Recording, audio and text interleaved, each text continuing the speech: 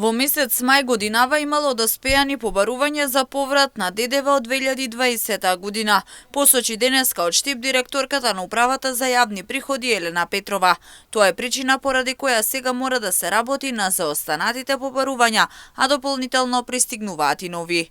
И во овој момент се уште се справуваме со тие заостанати неодобрени побарувања за ДДВ од претходните 5 години, кои изнесуваат околу 1,7 милиарди денари или околу 1/3 од вкупниот поврат на ДДВ кој што ние сега во процес на обработка и одобрување и реализација.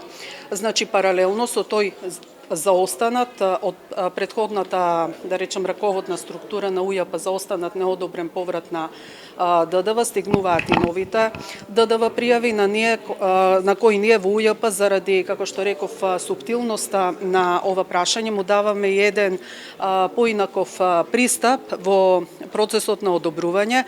Значи почнавме да правиме едни потемелни анализи. Целта, како што вели Петрова, е да се превенира кога се во прашање ризиците кои може да се јават со искористување на буџетските средства. Паралелно, значи, со тоа, исплатите течат редовно и во постојано, значи, секоја недела има исплати од буџетот во поглед на реализација на повратот на ДДВ, на оние побарувања кои што се одобрени, при што, како што ќе повторам, значи, во процес на обработка ни се и тековните пријави од месец мај наваму, но и сите оние заостанати побарувања од претходните 5 години.